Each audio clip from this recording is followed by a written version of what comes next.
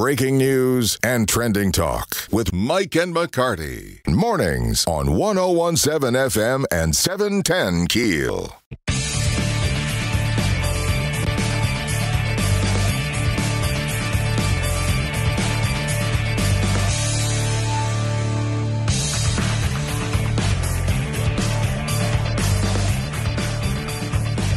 .101.7 FM, 710 KEEL, Mike and McCarty. Presidential polling, of course, just going crazy right now. But does it really matter? Who is paying attention at this point? We say not a lot of people yet. I mean, as far as the average person. It's true. Sad, but true. It is sad. Mm-hmm. John Couvillon with JMC Analytics on the Jack Spring Electric Newsmaker Hotline. John, good morning. Good morning. Thanks for having me on your show today. Yes, sir. Thanks for agreeing to talk with us. So the polls today, regardless of what they're saying, it's not going to be what they're going to be saying in 30 or even 60 days, are they? Correct. And one of the things I think that's important to realize, and I literally just 15 minutes ago posted this on my blog, is that Kamala Harris got a 1-point bump. And I am figuring there's probably going to be another half a point to a point that she'll get next week because, as you could appreciate, any polling being taken after the convention, which, of course, ended last night, we're not going to see any results until probably Tuesday or Wednesday. But the bottom line is these 5- and 10-point bumps that the media likes to talk about, that's kind of a thing of yesteryear. It just doesn't happen that way nowadays. The afterglow after the convention, it's a little bit typical to see a little bit of movement, but really, like you just said, not a whole lot, right? Correct. And by the way, it's also worth noting, despite people hyperventilating over the last month, that neither the Trump convention, nor the attempted assassination, nor the Republican convention, et cetera, have really moved the numbers very much either. Now, John, you typically watch averages of these polls, so you're not depending on one or two. Exactly. And by the way, that's a good lesson about polling. Never get excited about a single poll. Right. I like to look at the averages over the last 7 days, and I use my averages as well as 2 other national averages. So I'm really just like blending everything in. So how close is this as we sit here today? Mm-hmm. How close? Very. Well, you broke Very, up a little bit. What you say? Not very or very close? No, I said very. Very. Okay. So there's 2 halves to the coin here, which I think is important to appreciate. Kamala Harris has basically had pretty much a 5-week honeymoon. That's going to be over now because not only do you have debates, but people are going to start voting on September 6th in North Carolina, to use one example. Wait. That's crazy. That's crazy. You just said September 6th. Holy and cow. as if that weren't insane enough, on September 20th, in-person early voting starts in Minnesota, Virginia, and South Dakota. And then, of course, in our great state, October 18th is when in-person early voting starts. And I think the mail ballots, probably like the 3rd or 4th week of September, they're going to hit the people's kitchen tables. So, in other words, we're going to have a very compressed election cycle. Wow. Now, how much polling will be done between now and Election Day? Is it typically a weekly deal? I mean, you're kind of inside baseball on that. How many polls are going to be done? So basically, you had kind of a moderate volume of polling that gets released every day. And I personally like to use Real Clear Politics. But what's going to happen now is all these outfits that have been polling and only releasing it once a month, because you have a rotating cast of characters as to who releases what poll and what day, I would expect going into next week, and especially after Labor Day, pretty much everybody's going to be posting polls every week. So you're going to have a deluge of information. John Couvillon, what states matter? I mean, we hear that a lot, that only Louisiana won't matter. There are only a handful of states that matter. Is that accurate? Louisiana matters from the standpoint of Donald Trump absolutely needs it to win, but he's going to get pretty much close to what he got before, which is 58%. But to directly answer your question, you have about 5 states, I would argue. You have the 3 blue wall states of Wisconsin, Michigan, and Pennsylvania. You also have Arizona and Georgia. And Nevada. So really 6 states. that really is the election right there. So a ton of money will be spent in those 6 states. Yes, they will get super saturated with ads, and you have to feel sorry for people who live, to use one example, in the Atlanta media market, because they're going to get pelted with not only a bunch of presidential ads, but there's probably going to be some congressional races, some local races, et cetera, et cetera. And I used to hear horror stories in Atlanta about during a special election, people were getting so much mail that post offices stopped delivering it just because you have this stack of, those little mailers. But that's basically what's been going on is in those 6 states. Wait, the post office just stops delivering it? Isn't that a federal crime? Well, what's interesting about this, what you're talking about here, this was that special election way back in 2017 in a suburban Atlanta congressional district where not only the candidates had their mailers, but all these third-party groups from both sides were just pelting the mailboxes. And from a friend I had who lives in the Atlanta area, he was telling me that there were cases of mail not being delivered just because you have the sheer volume of all those mailers, which would probably dwarf anything that you get, from those grocery classifieds that hit your mailbox every week. Mm-hmm. John, what are you watching in the polling? Give us a little kind of professional expertise. When you look at the poll numbers, what are you looking at? What are some things that are going to be big telltale signs? Number one, the portfolio of polls. In other words, I look at the average instead of get excited over a certain poll. Number two, and this is getting into perfect world stuff, but now that you're going to have Election Day getting closer, you're going to have the same pollster doing polls like every week or 2 weeks. So let's say that pollster ABC polled Wisconsin, and let's say it showed Harris up +2. That same pollster comes back a week later, and it showed Harris either +1 or +3. If you have the same pollster polling the same state in a relatively short period of time, that to me is just about as telling as what a whole bunch of polls say, which groups like Real Clear Politics and 538 compile as an average. Interesting. And what would you say to the bulk of Americans who are undecided, who are like, I don't know which one to vote for. I'm not passionate about either one, so maybe I'll stay home. I know that's what those are the folks they're trying to reach. What do you say to them? There's 2 things I'm going to say. Number one is pay particular attention to the debates. In other words, what kind of messaging will Trump and Harris put out? And more specifically with Harris, she hasn't really been challenged yet. In other words, you'll notice she's not sat down for media interviews, nor has she faced Donald Trump. So that's one side of the equation. The other side of the equation, with regards to the undecideds, I'm going to be paying particular attention to early voting volume because I can compare it against 2020. And the reason I'm telling you this is virtually every state I've been checking the primary turnout, it's considerably down relative to 2020, and Florida was the latest example. They had the primary this past Tuesday, and I'm seeing double-digit decreases in voter turnout. Wow. Where I'm going with this is I don't think voters are quite into this election. And by the way, I could tell you from just around my hometown of Baton Rouge, it's late August, and I'm not seeing very many yard signs out. That's the kind of thing that typically by June or July you would start seeing yard signs popping up for the various local and perhaps congressional races.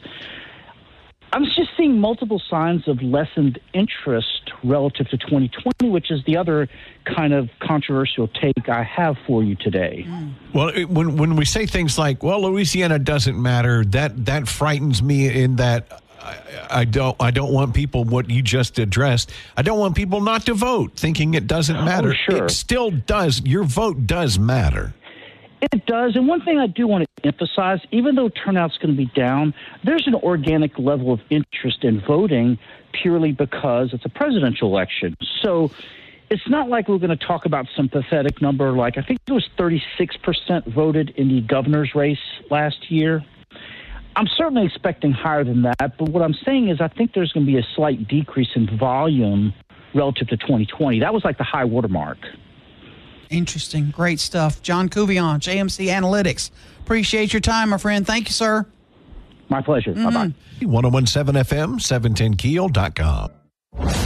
Now more breaking news and trending talk with Mike and McCarty on 1017 FM and 710 KEEL.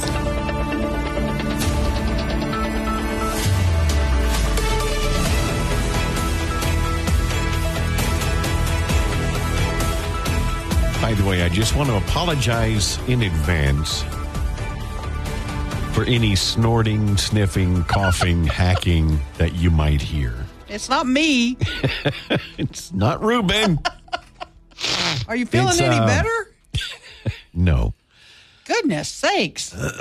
But I am such the dedicated employee that I wanted to share Came this. here to spread germs. Right, Yeah, exactly. thanks. I wanted Appreciate to share that. this misery with you. Oh, Lord. I had a thought, and I don't know why, but I'm watching something about the International Space Station, and I don't know if you've seen it yet, but the 2 astronauts that are stuck there, they were supposed to be home in June, have been told they're going to have to stay till February and hitch a ride with Elon Musk coming home rather than Boeing. Okay, now when you say Elon Musk, is he actually going up? Oh, no. Okay, It's one of just his ships. SpaceX. One of his ships Gotcha. going up and Okay. making Okay, I just taking want to some make sure. folks for a ride. And, one of the astronauts, a man and woman up there, and one of them's going to miss his 30th wedding anniversary. Okay, wait, let's just stop for a moment. Mm-hmm. We have a private company now. We have private companies. Yep. That can travel to space. Yep. Aaron, think about that for a moment. Exactly. Remember when NASA hit the moon? I remember as a child watching, that. Yes. Apollo, that. Some believe we never did it, but that's a whole nother story. And now look at what we can do. Yep. Private company going to the International Space Station. Right. We're going to the space station. Yep. Charging you $1 million. We're not just shooting up into the moon, into the atmosphere going, Right. hey, what's up here? We're going, that's where we want to go. Yeah. We're going to calculate how to get. I mean, I'm sorry. I don't mean to interrupt. I'm not trying to hijack your. I just think I think that's fascinating. It really it's is. Incredible. We don't appreciate the time in which we live. Yes. Let's take the 3 of us. Let's say we got locked in that front room. We can't get out. Okay. They cannot get us out. There's no way to get us home to our families. We'd start eating each other The in 3 of us. 2 days. There's food in there. It's all stocked. It's good and well stocked. It's good. Okay. But we can't get out. But what do we do till February? We don't have to work. We're sitting there twiddling our thumbs. Oh, I see what you're saying. Playing with our experiments, whatever we're doing. Yeah. For what the next 5 months. Now they're going to say they're going to do some spacewalks and they'll do some experiments. So they've got food. They've got enough. They've got enough food. The space station's pretty well stocked. How? What do you? Because we bring lots of stuff up there all the time. Kroger's and go. I'm out of Frosted Flakes. DoorDash goes up there. Yeah, exactly. My question was, not only do you miss the 30th wedding anniversary, you miss Christmas, you miss New Year's, you miss Thanksgiving. How are they going to vote? Yeah, but it's not like you missed it because you passed out in the front yard or something. But are you going to do a mail-in ballot? Is the post office going to deliver to the space station? How are these two astronauts are probably regular voters. Text in a vote. Here's my vote. Cast my vote for me. Can you digital vote? Is that legal? Yeah, somebody will challenge their votes. Yes. They're not legal voters.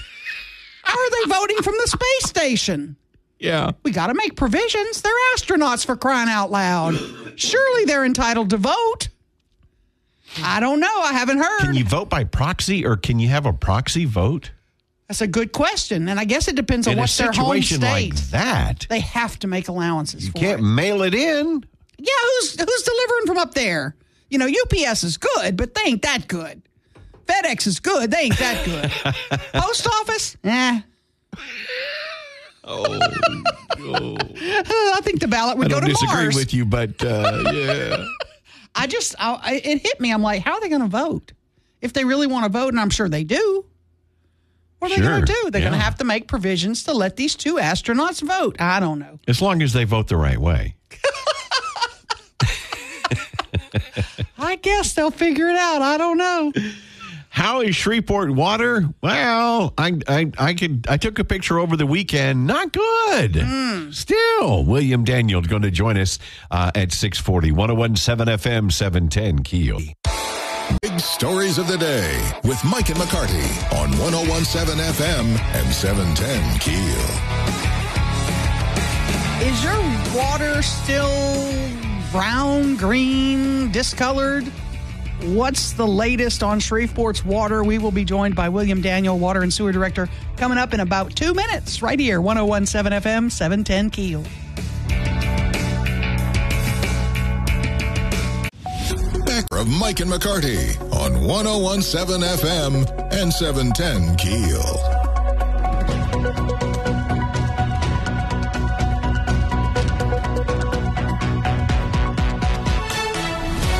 All right, dadgummit. Just when you think you're out of the water. Mine's great, actually, right now. See, mine has been, Yeah. but then I went to fill my basin, and it's discolored again. You got to let them know where you are. So I said, I'm going to call William Daniel. And I didn't call him. I don't want to bother him. On the I don't weekend. want to bother the man just because I have his number. You know what I mean? So we'll bother him at 6:20 in the morning and then put him on the air at 6:40. Director of Water and Sewerage for the city of Shreveport, William Daniel, on the Jack Spring Electric Newsmaker Hotline. Good morning, sir. He may have hung up on us. Did he? He can't. No. Is he? You still there? Are you there? Hello? There Hey we there, are. there you are. Can you Okay. hear us? Yes, I can hear you fine. I give you my number so you can call me. Okay. Well, I probably should have, but I mean, what? Honestly, what can you We'll do? come out and flush. We'll come out and flush the area. I mean, it usually just takes about 5 minutes of flushing to clear it up. Are you getting calls from different areas where you're still having issues right now? We are. It's sporadic around town. We haven't quite got the water quality where we want it yet. It's so much better, and we've been consistently maintaining it. Yes, I But agree. We're waiting for another piece of equipment, which was supposed to get here August 1st, and we still haven't got it. But we need to be able to oxidize one other of our basins, and we think is going to be the solution. It's just been a fight. I was telling the council the other day that we normally would clean out our basins once every 4 months, and now we're cleaning every basin on a monthly. In fact, we start at one, and by the time we get finished cleaning, it's time to start over and clean them again. Now, you say a Because new piece of equipment. What are we getting in?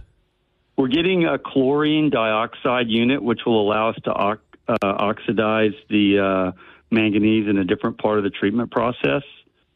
About 3 years ago, we switched to, we upgraded our ozone unit, and it was so much more powerful than the previous one. And with a new treatment process, we kind of did away with our very old chlorine dioxide units, and we had two. We didn't upgrade them. We didn't think we needed them.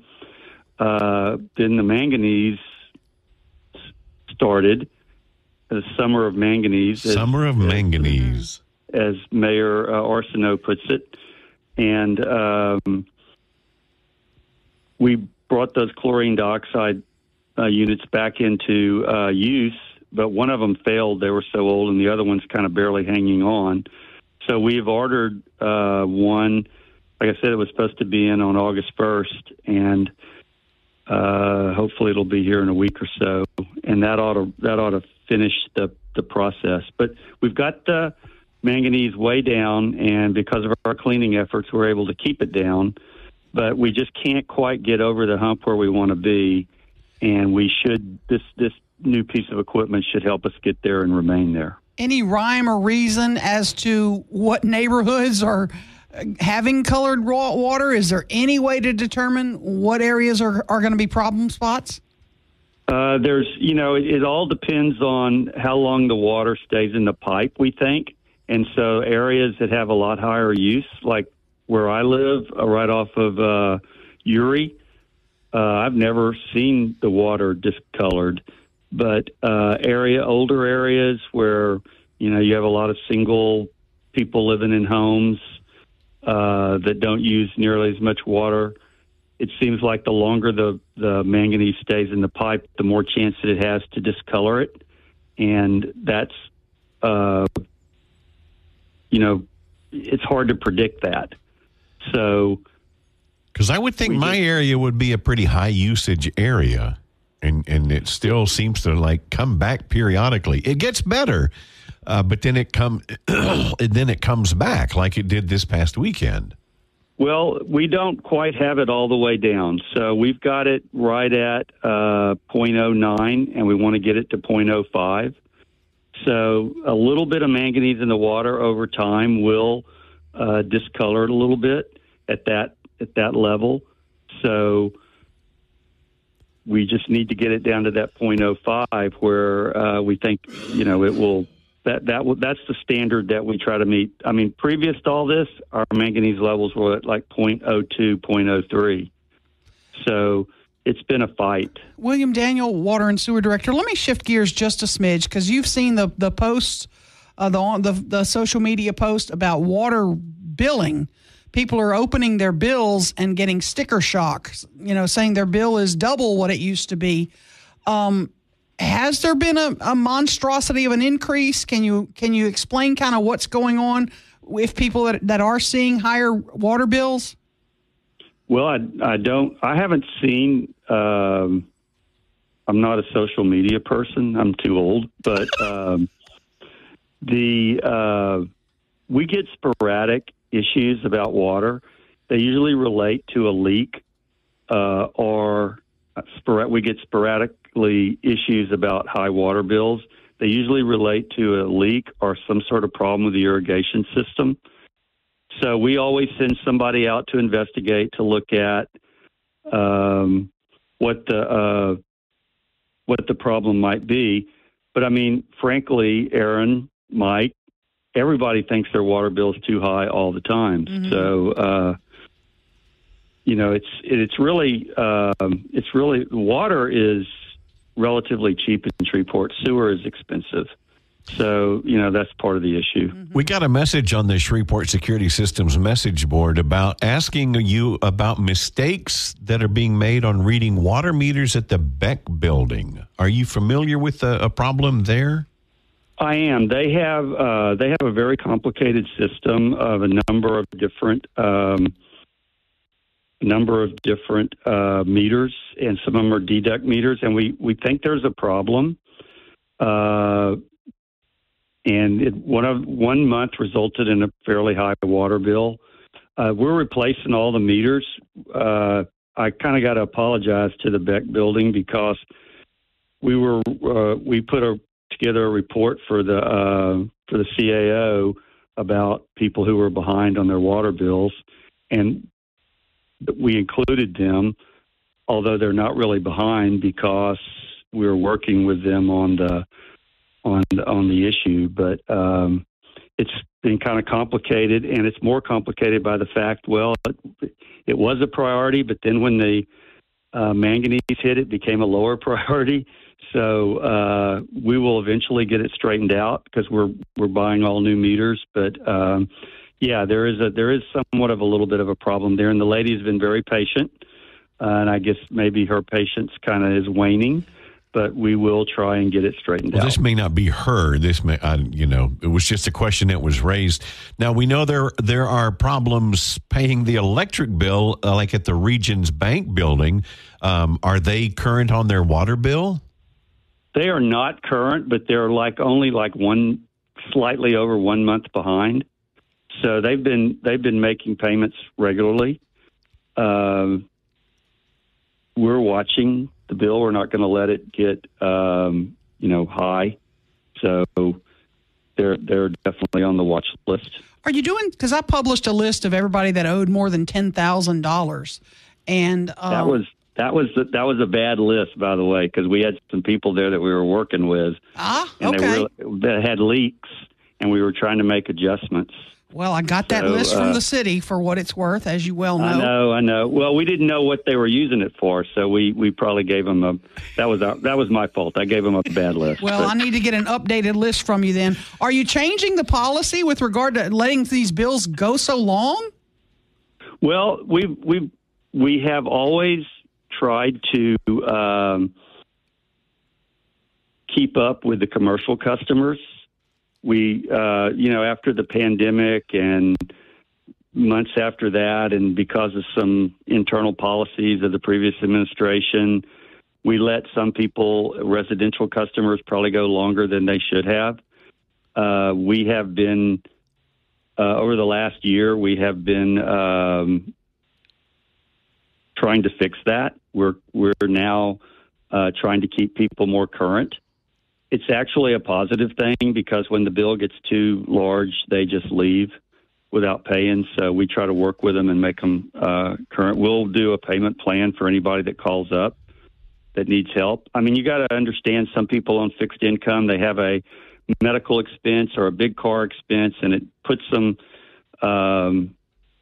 in difficulty of paying their bills. So we try to work with them and let them pay it out over time as long as they keep current. So we're doing that. Shreveport Director of Water and Sewerage, William Daniel. Real quick, I want to go back to the manganese because when it first started, there was an issue with it being a lot of rain. We haven't had any rain in August. Has that helped or hindered your fight in the manganese? Okay, so the rain was, we were initially trying to figure out how did so much manganese get in the lake? And we had multiple reasons for it getting in. One is it turning over on the bottom. Last year's drought was so much maybe settling to the bottom and us not letting a lot of water out, during the turnover. And one of our theories was, it washed a lot of rain into washed a lot of dirt into the lake, and along with that came manganese. But we think the majority of it comes from the bottom of the lake. And you got to remember, I keep trying to emphasize this, it is the most common mineral on the planet. So, yes, the rain probably contributed some, but the lake bottom turning over, and we think it's turned over again since then. And we've actually done some additional sampling, and we normally sample right near the surface, and we sampled down further, and the levels were triple what they were at the surface. So there's still a lot of manganese in the lake.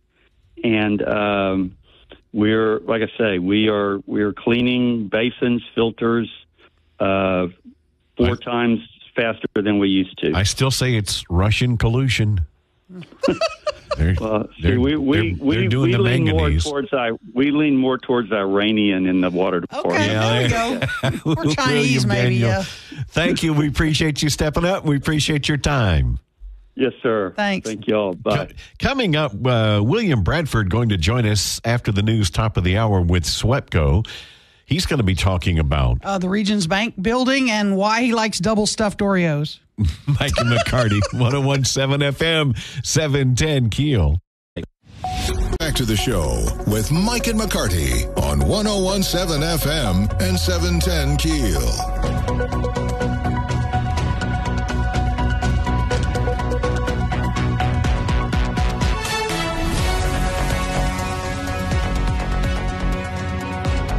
Is today National Dog Day? Is it? I don't know. It says it on our thing. National Dog Day. Monday, is today the 26th? Yes, it is. It's National Dog Day. Well, happy National Dog Day to all the dogs listening. For whatever that means. To whom that matters. Oh, I love my pup. He's kind of crazy. Interesting that William said that Regions is behind on their water also, but not as bad. Not as bad, and they'll probably get it up to speed. I'm not sure on who paid the SWEPCO bill. We're going to find out a little bit more about that coming up with William Bradford with SWEPCO. I think he's like head cheese of Swepco or Vice head cheese? Double stuff. Yeah, he likes double stuffed Oreos. I was friends with him until he said that. I know, it's just too much. It's too much sugar. I like the regular. If it ain't broke, you know what I'm saying? 101.7 FM, 710 Keel, Mike and McCarty.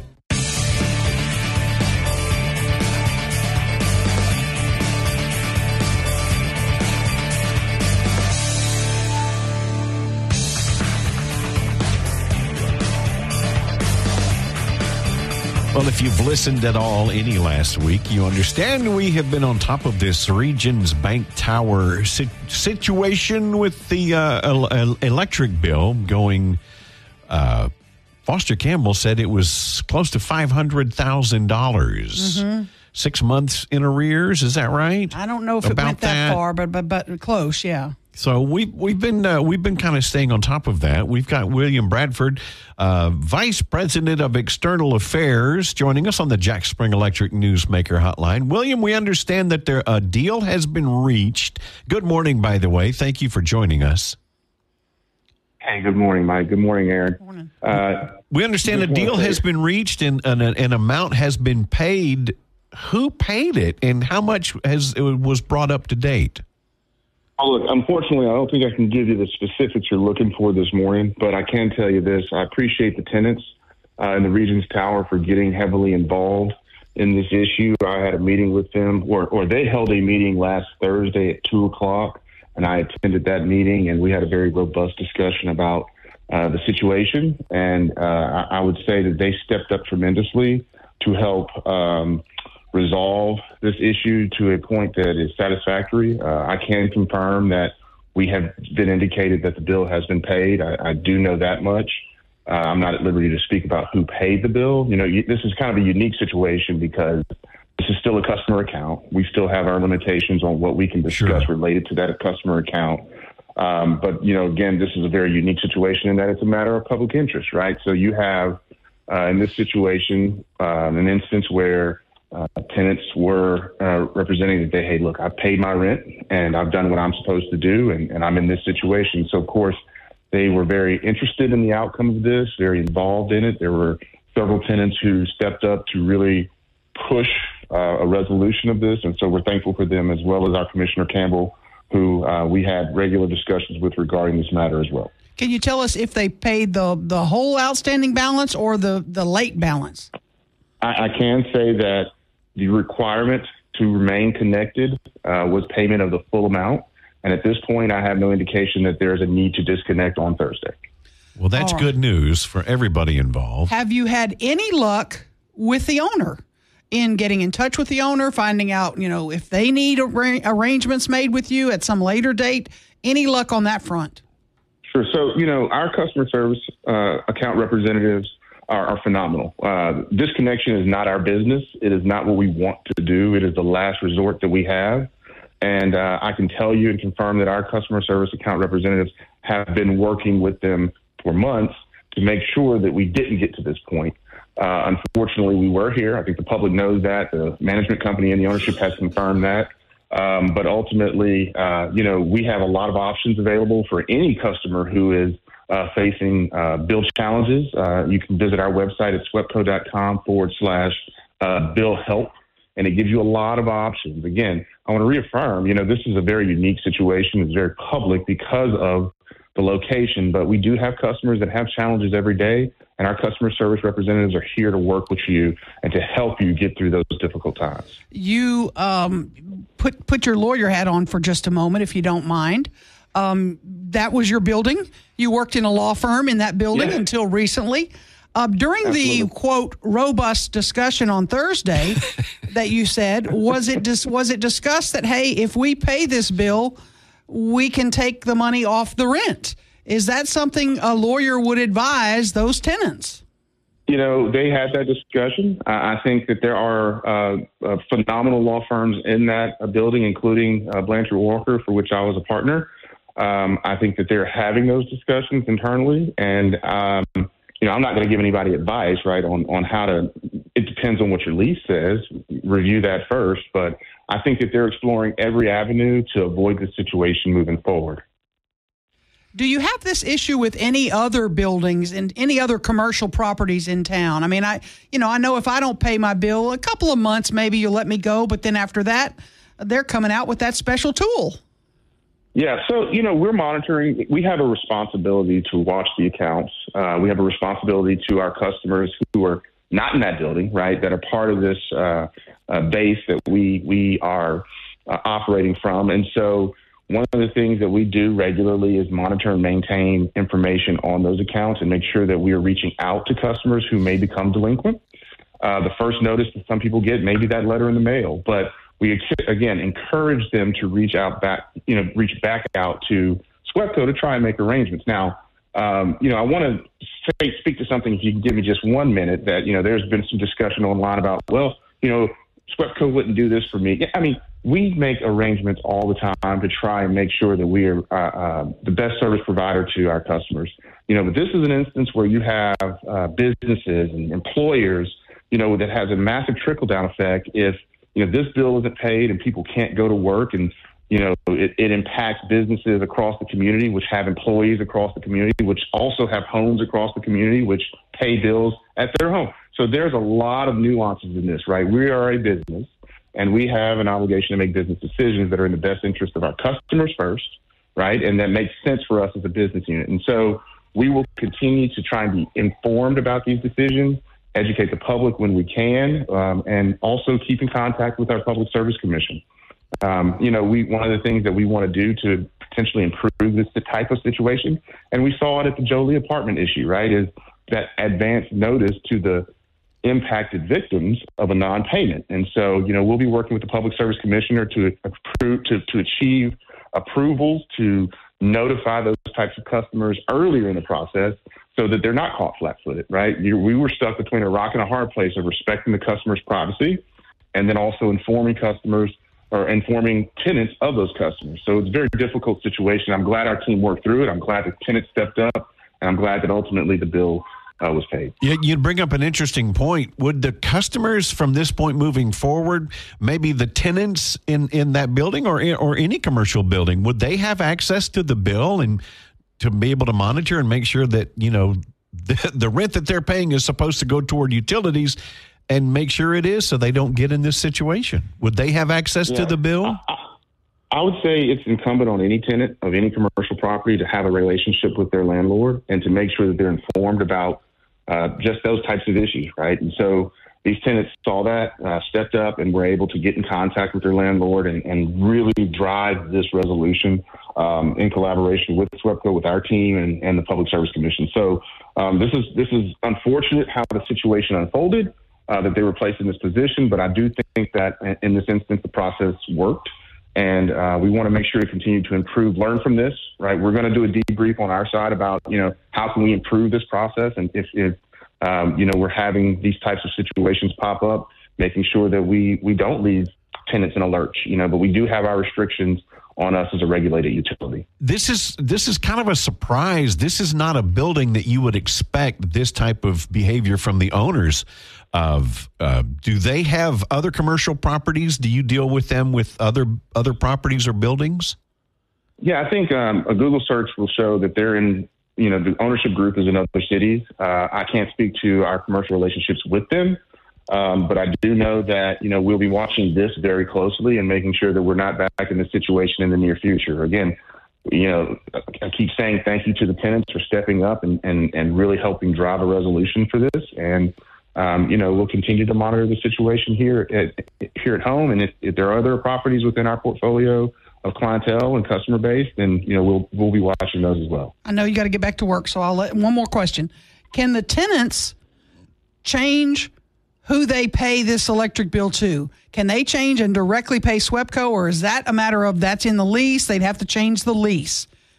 Well, I think there's a little bit of hardware limitation there as well as the lease, right? The lease is the most obvious issue, but also, that building is it's not set up to be individually metered.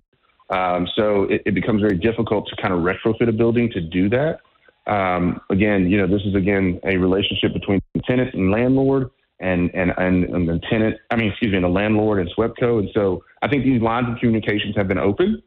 and we're going to continue to push for timely payment. And again, across our customer base, residential, commercial, we are here to work with our customers and make sure that they're able to pay their bill, make arrangements to pay them.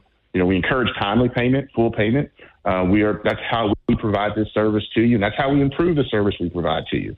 So, it's incumbent upon all of us to do our part in that arrangement. But we will continue to be available to work with our customers. Again, SWEPCO.com/bill help is a great resource that will allow you to see, how to manage these types of situations. And before I go, I know you said this was the last question, I want 2 minutes to talk about this double stuffed. My way. By the way, you guys double stuffed Oreo cookies. Come on, William, they're just regular Oreo.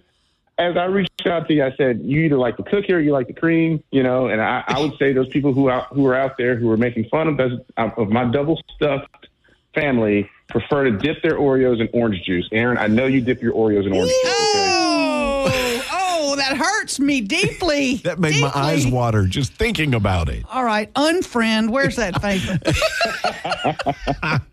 William Bradford, Vice President, External Affairs at SWEPCO. Thank you, sir. Enjoy those double stuffed Oreos. Thank you. Y'all have a wonderful week. You too. 1017 FM, 710 KEEL, Mike and McCarty.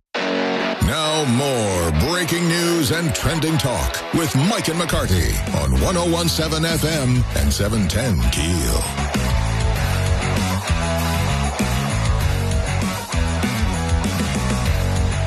Okay, usually it's the seasonal change, okay? Mm-hmm. There's something, I guess, happens in the barometric pressure. I'm not a meteorologist. I should get Stephen Parr. Yeah. That sometimes will throw your sinuses out of whack. Especially pollen in the spring. Pollen, but it's... I don't know. Something happened because late last week mine started. That's weird. And you're all sniffly. I am, and I haven't used Afrin in years. Is that a nasal thing? Yeah. Okay. It's a squirted up the nose. We went to Kilgore, and we drove over, and I'm trying to wean off of it because you can, quote, get addicted. Really? Because, well, what it does is it dilates the blood vessels in your sinuses. Okay. Or the vessels, I don't know what all. But it works immediately. It's the most amazing, wonderful stuff in the world. You can breathe. It like relieves the pressure. But the problem is, after it wears off, and it'll last 10, 12 hours. Okay, that's good. But they say don't use it more than 3 days because then you get like this kickback effect. Nate Bargatze has a great little bit on it on his latest Prime special. It's hilarious. His dad goes to the doctor, and the doctor says, "How long have you been using Afrin?" And he goes, "Well, I don't." And he goes, "Sir, I can tell by your, Right, yeah. Oh, maybe 4 or 5 years." And his wife goes, "Try 45 years."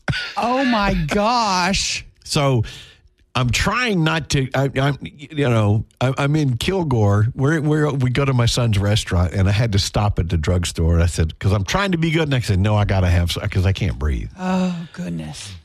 And I get the Afrin, and we're standing in the restaurant, and I'm unwrapping it, and my wife goes, "You're not doing that in the middle of this." Oh, my God. I said, no, I went off into another room.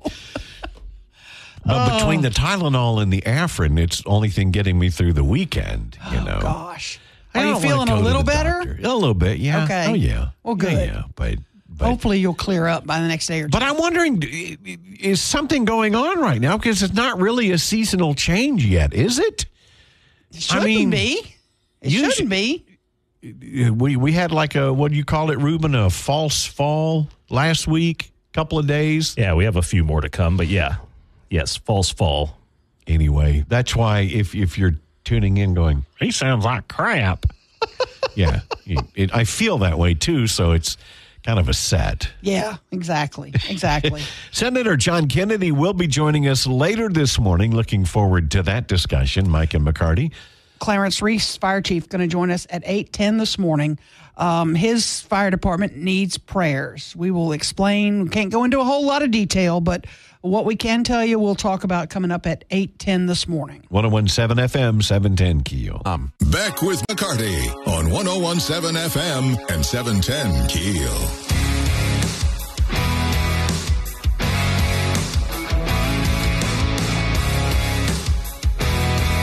I had a buddy text me, said, Afrin is a miracle drug, but you also have to try the Navage. Navage, okay. And I have one. And I got another friend who has one and swears by it. Is it like a humidifier thingy? It's the thing that you hold. It's the tank, and it shoots water in one nostril and pulls it out the other. But Don't apparently, you feel like you're drowning? Well, Aaron, it's funny you say that. And that's what I was just telling my buddy. I said, dude, I have one. But I must have held it wrong because the suction part didn't work the way it's supposed to. Oh, my goodness. And it just went down my throat. Wow. So I got to figure out how to use the thing. Yeah. Because everybody swears by them. Okay. And says they're great. Is it all over the counter? You don't have to have... Oh, yeah. Okay. They advertise it. They're one of our advertisers. Okay. Lavage. All right. Yeah. You'll have to try it. I gotta figure out how to use it, though. Yeah. I'm one of the lucky few. I don't have allergy problems. You are. I need to knock on wood because I'm very, very lucky. I've never had... Pollen doesn't bother me. I've been very fortunate. I've all my life. Really? Yeah. Every year you have some sort of... Yeah. It used to be twice a year, but then I started taking like a Zyrtec or the store brand because it's cheaper, but it's same ingredients. Right. Like Walzier or whatever they call it, the Walmart or Walgreens version. Goodness, yeah. That's helped a lot. Not the D, don't do the decongestant, but just the regular. Oh. That's helped a lot. For those that really give a whooey about my sinuses. How in the hell did we get on that? Who knows? Other than the fact that I'm sitting here not being able to breathe. Yeah. I hope you get better soon.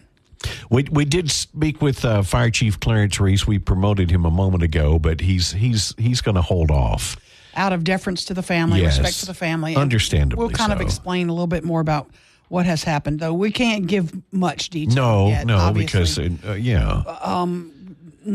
official word has not gone out, but we have gotten confirmed through two different sources. Very sad. A sad story involving a Shreveport firefighter and his daughter being killed in an ATV crash. So prayers for the Shreveport Fire Department family today, definitely. Mike and McCarty, 101.7 FM, 710 KEEL. Let's get back to the show with Mike and McCarty on 101.7 FM and 710 KEEL.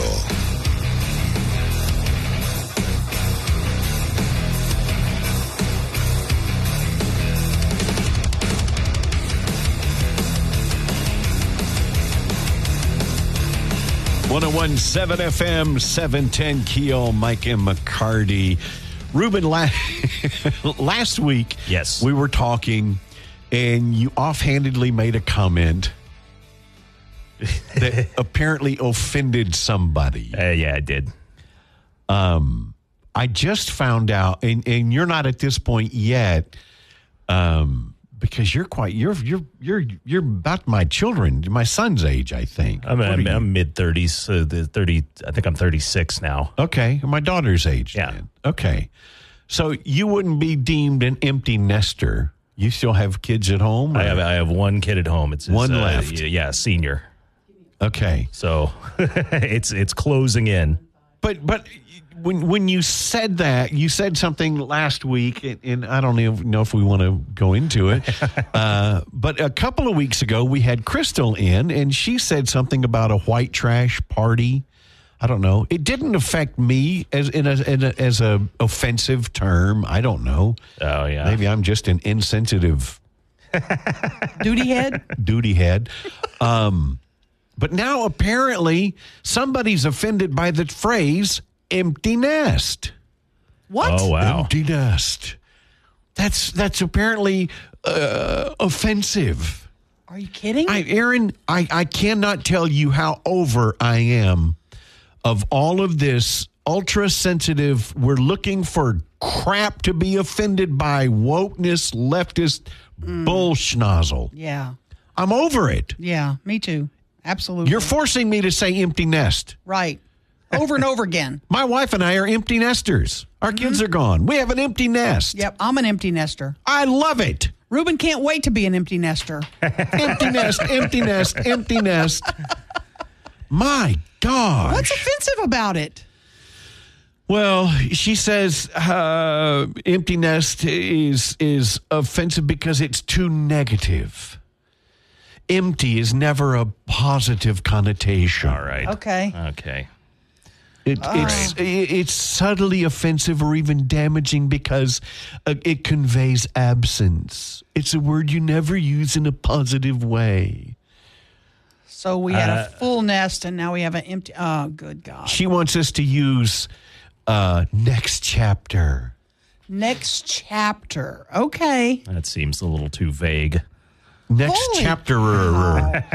We're next chapterers. No, we're empty nesters. I have noticed in media it's finally coming to a head, and people are done trying to make people overall, happy. yes. I think overall, they're trying to make everybody happy. I'm a big fan of this. There's I guess it's kind of a web series. It's called Kill Tony, and what it is. It's Tony Hinchcliffe is a comedian. He's the host of the show. And basically what it is a pull out of the hat open mic. You have a minute. You have 1 minute to make an audience laugh. And if you don't, there's a panel on stage with you that ridicules you mercilessly. And you're seeing it come back. You're seeing real humor for the sake of humor come back. Well, now, see, I see a Netflix version of this show where if you don't make them laugh, the panel shoots you. Oh, God. Yeah. Japan's probably got that already. This will be an actual show, and people will love it. Did you see Kill Tony? Oh, my The guy's goodness. head off. Yeah, but Kill Tony is a fantastic one. All you got to do is watch it, and they accept everybody. Anyone can come on and say pretty much anything. You know, to be honest, a lot of corporations are turning away from all this wokeness now. They're reversing it. I saw, and in fact, in the news this morning, there is a piece where Australia now has a new law in place where, and this is kind of related, not totally, but to protect the workers. If you work for corporations in Australia and they send you emails or texts during your off time or your vacation hours, right, you are not obligated to answer. And if you get punished or disciplined for not answering when you're off, the company gets fined more than $60,000. Whoa. Imagine if Does it go to you? I know, probably not. But imagine if corporate America could not bother you when you were off hours or on vacation. They can't send you texts. They can't send you emails. They have to leave you alone during your time off. Right. Wow. Well, Or they get fined. Our company is pretty good about that. We're owned by corporate. Based, I think our corporate headquarters are in New York. Mm-hmm. And I've seen emails from some people and pronouns, him, her, Sure, I'm like, don't know. If they started dictating that we were to, I don't know what I would do. But I get emails and texts during off hours all the time.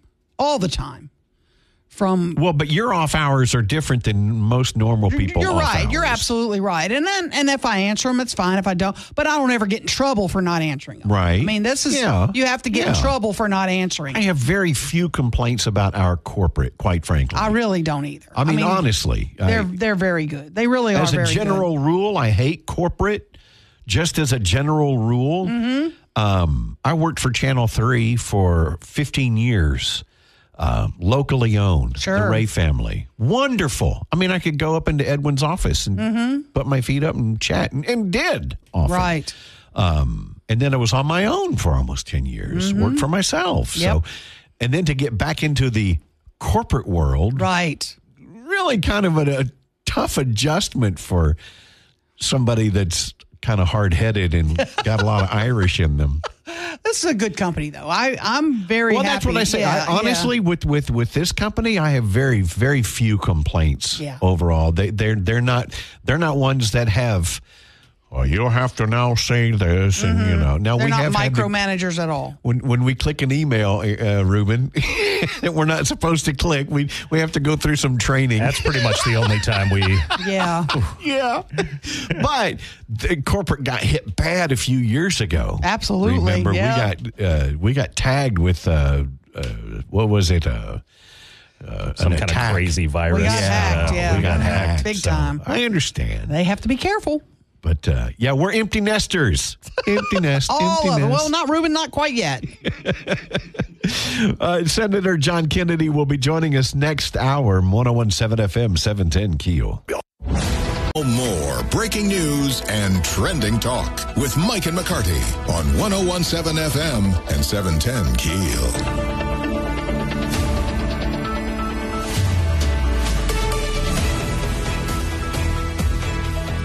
Earlier, we talked about Clarence Reese Jr. coming onto the show after 8 o'clock. But he said, you know what, I'm going to hold off. He's meeting with the family. If you're a Facebooker, you've probably seen several requests for prayers for the Shreveport Fire Department. And you've been following up on that. Yeah, I have confirmed through a couple of sources that there has been a tragedy involving the daughter of a firefighter. We're not going to give names or much detail yet until the official word is out. But a teenage daughter of one of the firefighters has died in an ATV accident in Red River Parish, and another child was hurt. The other child apparently has been released from the hospital, but we do know that grief counselors are on hand today at Caddo Magnet High School, where the daughter attended. And the fire chief says he, out of respect for the family, he's going to wait and meet with them and until they want to, put their message out. Sure. But I know he would urge everyone in the community to pray for this family. Pray for their healing. It's such a tragedy. And I just love seeing how the fire department comes together. The whole community comes together for our fire department. And it's heartbreaking. Such a tragedy. And please keep the fire department in your prayers, your thoughts and prayers today and over the next few weeks, because it's just such a traumatic thing. And we're hoping we can get in touch with the sheriff in Red River Parish to get more detail about what happened. But it's an awful, awful situation. But I understand Clarence Reese wants to meet with the family first and put out there, because there'll be things that the community can do for this family to help. Perhaps they'll have a GoFundMe set up. Whatever we can do, we want to offer help and prayers. So just FYI, we were hoping to have him on, but he decided it's best that him meet with the family first and then discuss anything they want put out there. So Sure. For what it's worth. And we completely understand Absolutely. and respect that. And You bet. do ask for prayers for the Yes. family, because Yes. they're going through a very difficult time. Oh, such a tragedy. This is one of those instances where, okay, social media performed a good function. Yes. And I loved seeing it, and I love seeing everybody coming together and offering prayers, and we need to continue doing that because it's such a tragedy. And, all of our listeners can definitely lift this family up in prayer today. Senator John Kennedy will be joining us coming up next hour. Mike and McCarty, 101.7 FM, 710 KEEL, and on the free KEEL app.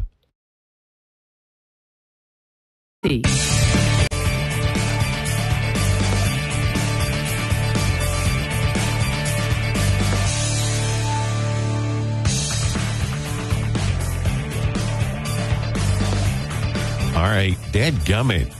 Just when you think you're out of the water.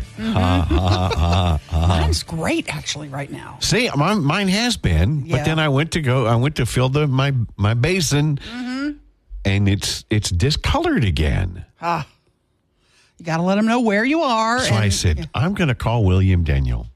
And I didn't call him. I don't want to bother him. On the weekend. I don't want to bother the man just because I have his number. You know what I mean? So we'll bother him at 6:20 in the morning and then put him on the air at 6:40. Director of Water and Sewerage for the city of Shreveport, William Daniel, on the Jack Spring Electric Newsmaker Hotline. Good morning, sir. Now, I give you my number so you can call me. Okay. Well, I probably should have, but I mean, honestly, what can you do? We'll come out and flush. We'll come out and flush the area. I mean, it usually just takes about 5 minutes of flushing to clear it up.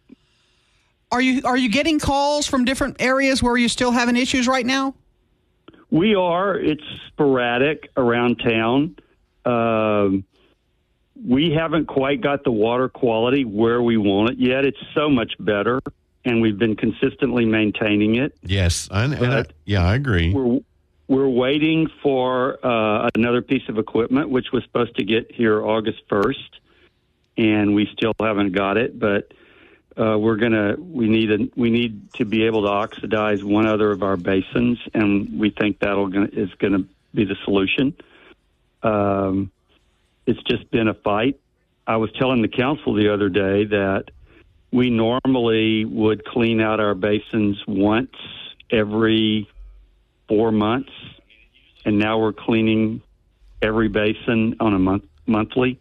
In fact, we start at one, and by the time we get finished cleaning, it's time to start over and clean them again. Now, you say a new piece of equipment. What are we getting in? We're getting a chlorine dioxide unit, which will allow us to oxidize the manganese in a different part of the treatment process. About 3 years ago, we switched we upgraded our ozone unit, and it was so much more powerful than the previous one. And with a new treatment process, we kind of did away with our very old chlorine dioxide units, and we had two. We didn't upgrade them. We didn't think we needed them.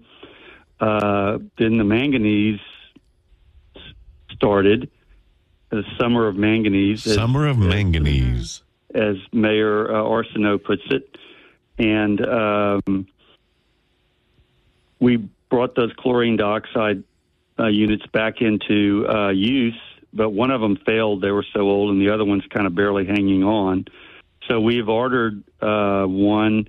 Like I said, it was supposed to be in on August 1st, and hopefully it'll be here in a week or so, and that ought to finish the process. But we've got the manganese way down, and because of our cleaning efforts, we're able to keep it down.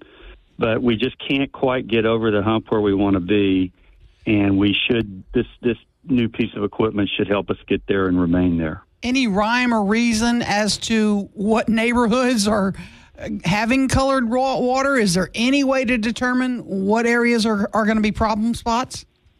It all depends on how long the water stays in the pipe, we think.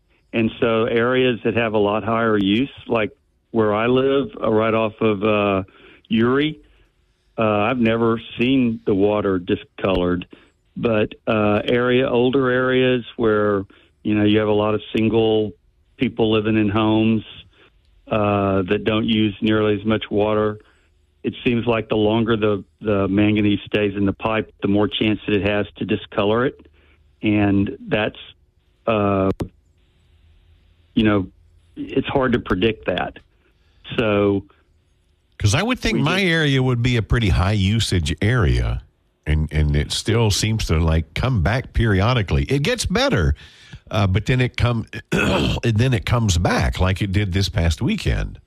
Well, we don't quite have it all the way down. So we've got it right at 0.09, and we want to get it to 0.05. So a little bit of manganese in the water over time will discolor it a little bit at that level. So we just need to get it down to that 0.05 where we think, it will. That's the standard that we try to meet. I mean, previous to all this, our manganese levels were at 0.02, 0.03. So it's been a fight. William Daniel, Water and Sewer Director. Let me shift gears just a smidge, because you've seen the posts, the social media post about water billing people are opening their bills and getting sticker shock, saying their bill is double what it used to be. Has there been a monstrosity of an increase? Can you explain kind of what's going on with people that are seeing higher water bills? Well, I haven't seen, I'm not a social media person. I'm too old, but we get sporadic issues about water. They usually relate to a leak, or we get sporadically issues about high water bills. They usually relate to a leak or some sort of problem with the irrigation system. So we always send somebody out to investigate, to look at what the problem might be. But I mean, frankly, Aaron, Mike, everybody thinks their water bill is too high all the time. Mm-hmm. So it's really water is relatively cheap in Shreveport. Sewer is expensive. So, that's part of the issue. Mm-hmm. We got a message on the Shreveport Security Systems message board about asking you about mistakes that are being made on reading water meters at the Beck building. Are you familiar with a problem there? I am. They have a very complicated system of a number of different meters, and some of them are deduct meters, and we think there's a problem. And one month resulted in a fairly high water bill. We're replacing all the meters. I kind of got to apologize to the Beck building because we put together a report for the CAO about people who were behind on their water bills, and we included them, although they're not really behind because we were working with them on the issue. But it's been kind of complicated, and it's more complicated by the fact, it was a priority, but then when the manganese hit, it became a lower priority. So we will eventually get it straightened out because we're buying all new meters. But there is somewhat of a little bit of a problem there, and the lady has been very patient, and I guess maybe her patience kind of is waning. But we will try and get it straightened out. This may not be her. This may, it was just a question that was raised. Now, we know there are problems paying the electric bill, like at the Regions Bank building. Are they current on their water bill? They are not current, but they're only slightly over 1 month behind. So they've been making payments regularly. We're watching the bill. We're not going to let it get high. So they're definitely on the watch list. Are you doing? Because I published a list of everybody that owed more than $10,000, and that was a bad list, by the way, because we had some people there that we were working with, and they had leaks, and we were trying to make adjustments. Well, I got that list from the city for what it's worth, as you well know. I know. Well, we didn't know what they were using it for, so we probably gave them that was my fault. I gave them a bad list. Well, I need to get an updated list from you then. Are you changing the policy with regard to letting these bills go so long? Well, we have always tried to keep up with the commercial customers. We, after the pandemic and months after that, and because of some internal policies of the previous administration, we let some people, residential customers, probably go longer than they should have. We have been, over the last year, we have been trying to fix that. We're now trying to keep people more current. It's actually a positive thing because when the bill gets too large, they just leave without paying. So we try to work with them and make them current. We'll do a payment plan for anybody that calls up that needs help. I mean, you got to understand, some people on fixed income, they have a medical expense or a big car expense, and it puts them in difficulty of paying their bill. So we try to work with them and let them pay it out over time as long as they keep current. So we're doing that.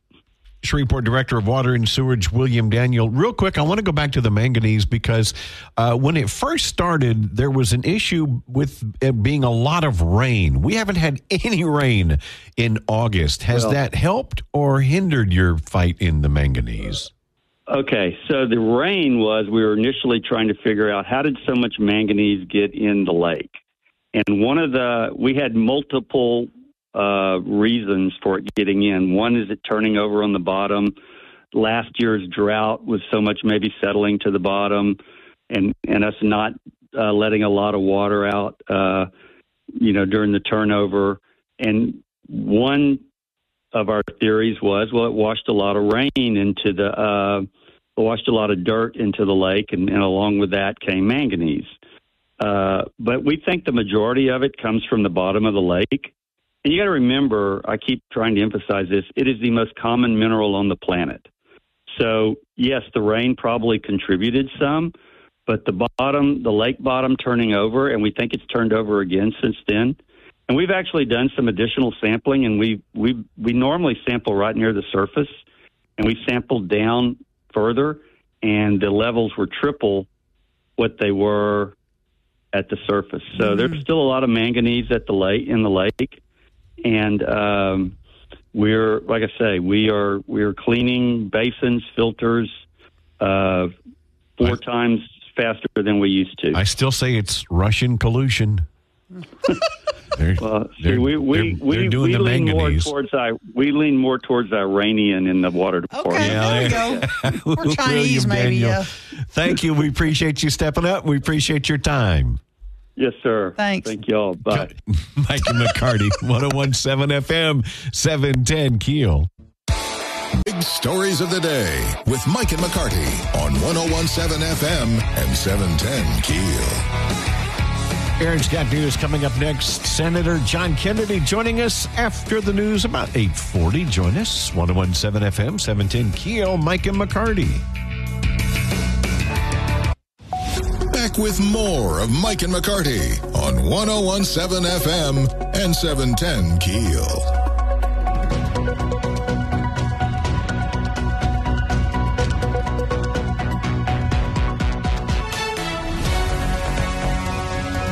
FM. Sorry. You're going to be all right. You're going to be okay down there. He's wow, this is fun. Hacking it up. Mega Millions tomorrow night. $575 million. I saw the sign. I thought about you. The other one's what, 30 million? Yeah, we don't worry about that one. It's got to be at Who least. can live on that? It's got to be at least 3 digits first.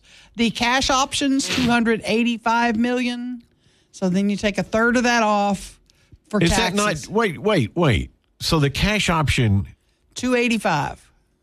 So that's not even counting taxes. No. But that's where you get to go invest it. If you want it, you can get $575 million, but you have to let them dole it out to you over 20 years. I'm not letting government dole out anything to me over 20 years. I want it now. I'll invest it. But see, that somebody should sue going, this, you told me the jackpot is $500 million. It's in the small print. That's what it is if you take it over time. That pisses me off. You'll be all right. You know what? I'm not buying a ticket. There you go. I'll buy one for you.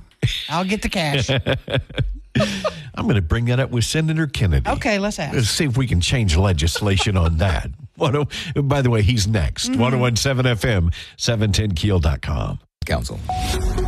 Let's get back to the show with Mike and McCarty on 101.7 FM and 710 KEEL.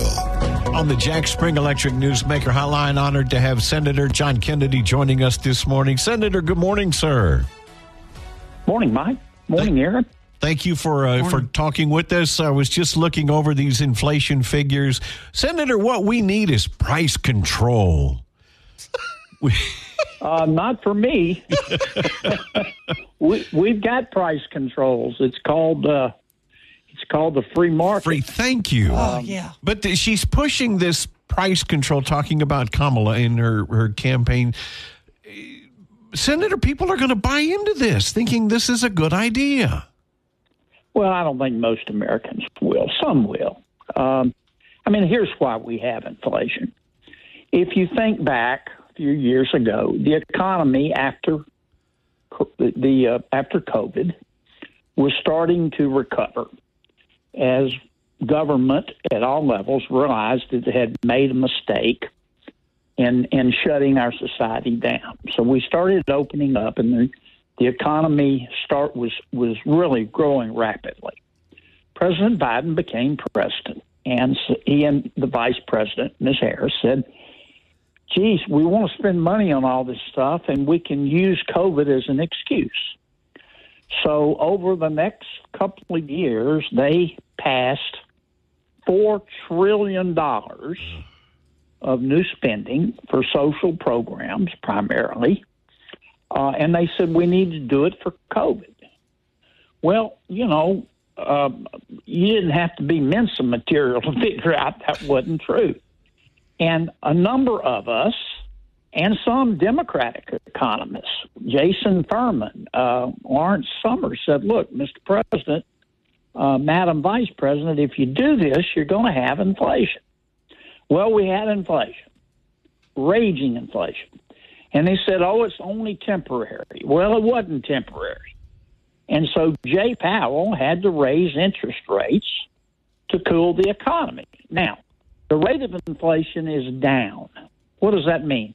That just means that prices are still rising, but they aren't going up as quickly as they were. But prices are not coming down. Both the chairman of the Federal Reserve and the Secretary of Treasury have answered my questions in the banking committee that these high prices are permanent. Thank you very much, Ms. Harris and Mr. Biden. And they don't want to talk about that. So they want to talk about price controls and blame it on price gouging, which just is a lie. These prices are permanent? Do you really believe that? There's nothing we can do to help? Sure, we can get them down, but in order for prices to fall, we have to go through what China is going through right now. We have to have a recession. The only way to achieve what's called deflation, which is prices actually falling, is to go through a serious recession where your unemployment rate goes up and people are laid off and the economy is slow, and in order to stimulate demand, businesses lower prices. How close are we to that? Becomes, is the pain, is the pain worth it? And no president is going to ever intentionally put the economy into a recession. So that's why I say these prices, unfortunately, I wish I could say otherwise, but they're permanent. Do you think the automobile industry is going to step up and say at some point, geez, we're going to go back to pricing like it was before Biden and Harris started spending all this money? The average price, their costs have gone up. Yeah, the average price of an automobile, 3 years ago was $35,000. It's over $50,000 now. Yeah, and used cars are the same way, and that's why I've said when I'm asked to describe Bidenomics or Harrisonomics, I say it's very simple. You get to pay more to live worse. And it is the biggest issue in this campaign. And it will ultimately determine this campaign. I struggle with something, Senator Kennedy. If I could just say, go ahead. If I just say Ms. Harris's plan is price controls, which is just going to cause shortages and actually cause prices to rise even more. And she wants to raise the corporate income tax, which is going to make wages go down. I'm sorry, Aaron, go ahead. I struggle with something that I want you to try to explain to me. The folks that vote like sheep, that are going to vote for a Democrat because the D is behind their name, and that's what they do, I suspect that many of them are being hurt the worst by inflation. And so I want someone to explain to me why they keep voting like sheep. Well, because they have a constituency that is primarily Democratic, and frankly, many people don't understand basic economics of supply and demand. When Biden and Harris started doing all this spending in a recovering economy, Larry Summers, a very prominent Democratic economist, Jason Furman, another one, he's at Harvard. I don't hold that against him. They both worked for President Obama, and they both said publicly, they wrote articles in the New York Times and the Wall Street Journal, said, Mr. President, Ms. Vice President, don't do this. You're going to cause inflation. And they did it anyway. And now they don't want to admit that. So they don't want to talk about it, or they're trying to say it's all businesses' fault. It's businesses just arbitrarily raising prices because they can. This is not Cuba. This is not Venezuela. I mean, it's just a cascade of lies. You mentioned Harris wants to raise the corporate income tax, make them pay their fair share. Well, Senator, you know as well as I do, corporations don't pay tax. They pass the. A corporation is just a sheet of paper. What is a corporation? It's people. It's workers. It's investors. All three of us are probably corporations in the sense that 50% of Americans, through their pension plans or their own accounts, invest in companies through the stock market. That's all a corporation is. And when you implement price controls or you raise corporate income taxes, there's no free lunch, and you don't get one now. Those additional costs are passed on. Exactly. So who pays them? Yeah, the workers pay them. The workers don't get a pay raise anymore. Or the investors, those people who actually own shares in the company, get a smaller dividend, and some of them sell their stock. I'm sorry, go ahead. We lowered the corporate income tax in 2017. Our corporate income tax was over 30%. It was the highest of all developed countries in the world. We lowered it to 21%, and the economy boomed. But now Harris wants to raise it again. Let me ask you, what's going to happen to our 401ks if Kamala Harris is elected president? What do you, in your magic 8-ball, what do you see happening to those folks that are closing in on retirement? Well, I think the markets and the companies that make up the markets, American business, will have a very negative reaction. Maybe not the first month, but here's what Kamala Harris wants to do. I know the vice president well. I served in the Senate with her. I sat on the Judiciary Committee with her. She is AOC without the bartending experience. She was easily the most left-wing United States senator. No question. Right. She thinks that government ought to run the economy. It's just that simple. And I'm amazed that she doesn't hum the Cuban national anthem while she's saying all that. I mean, it's just a very neo-socialist approach. But she just thinks that the experts in Washington are smarter and more virtuous than the business community and consumers like us. They believe that. You have your finger on the pulse of the world. What do other world leaders saying about Kamala Harris? How is she going to fit in a room with some of these world leaders where we're negotiating for deals and better arrangements? Well, she's untested. And look, this is going to be a close election. It's going to be incredibly close. The vice president could win this race. Depends on about 5 or 6 states. But she's totally untested. Nobody knows what kind of president she will be. All we have is her experience when she ran for president, her experience in the Senate. She had the most liberal, I call it neo-socialist voting record of any senator.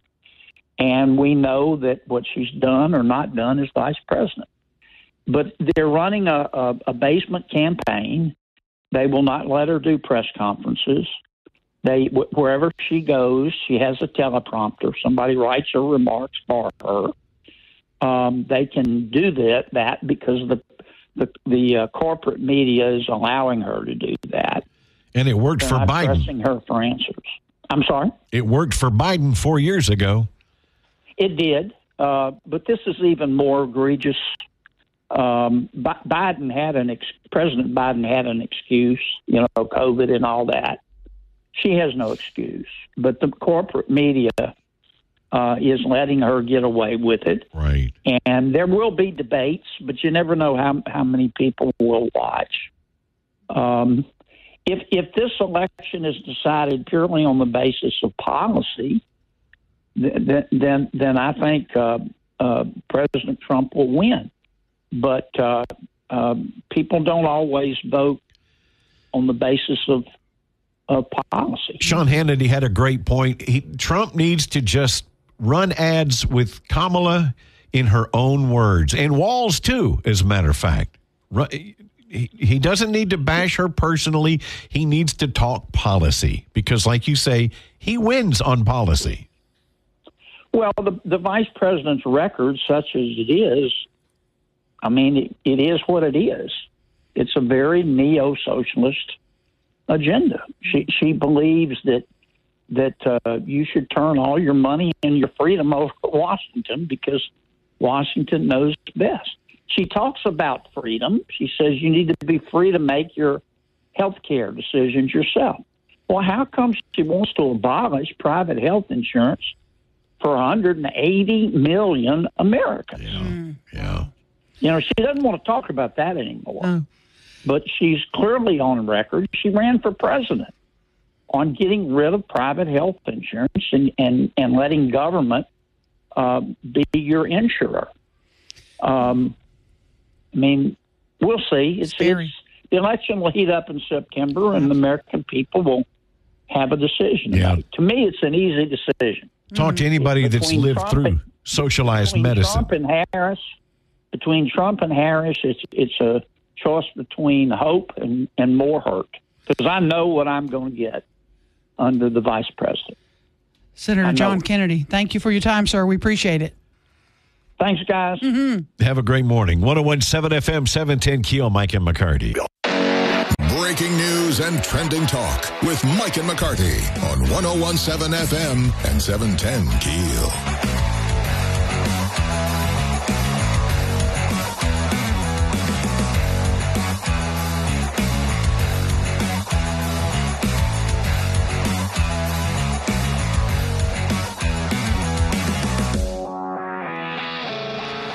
One thing I enjoyed about GeekCon was I was upstairs a lot. Mm-hmm.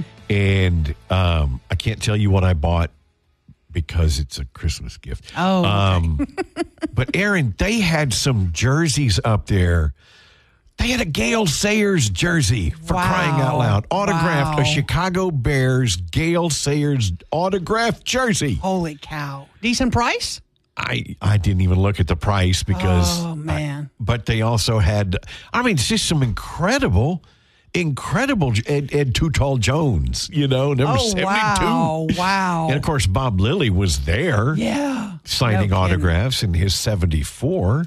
Well, did you see the auction yesterday was held for the legendary Babe Ruth jersey from the World Series where he's against the Cubs and he's signaling where he's going to hit it. Yes. And he hit it there.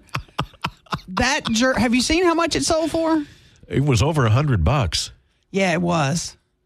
$24 million. Wow. To an anonymous buyer. Yeah, I guess so. You have way too much money. If you can end up on eBay. What do you do with it, though? Seriously, I thought you just spent $24 million. Do you hang it up at your house? Does it go to your office? Why isn't it at the baseball museum or Hall of Fame? Or at the Smithsonian or something. The Smithsonian. Yeah, somewhere. Do you loan it to the Smithsonian? See, that I'm hoping. You don't donate it. I wouldn't donate it, No. but I would loan it. I would loan it, too. I remember, you loan it to them for a certain amount of time, and everybody can go visit. And maybe it's a traveling exhibit. People can go look at it. But that's a lot of money, man. You're loaded with cash. You can spend $24 million on one jersey. I guess you keep it. I imagine you're planning to keep it. I don't know. But I think you're it's not going to turn around and try to sell it. I think it's actually double the price that any other jersey has ever sold for. Wow. It's twice. And it looks like it. Did you see the pictures of it? It looks like it's in pretty good shape. Is there anything that you would spend? No, obviously not that, but spend an inordinate amount of money, relatively speaking. I'm not. I've got a few autographs over the years, but I don't go for that anymore. I don't either. I'm like, what am I going to do with that? What are my kids going to do with that when I'm gone? Not really a big collector of those kind of things. I enjoy stuff like that. I think it's cool. I think the history aspect of things like that are very, very cool. Don't really go for it anymore. I just don't get $24 million. Jeez, wow. Yeah. Real quick before we get out of here, I saw on Cato 911 a minute ago 12 or 13 units on the scene of a suspicious activity. It turns out Keithville School has been placed on lockdown. Elementary middle. Oh, okay. Keithville Elementary Middle is on lockdown. Thank you for that. Appreciate it. We'll find out more. 101.7 FM, 710 KEEL.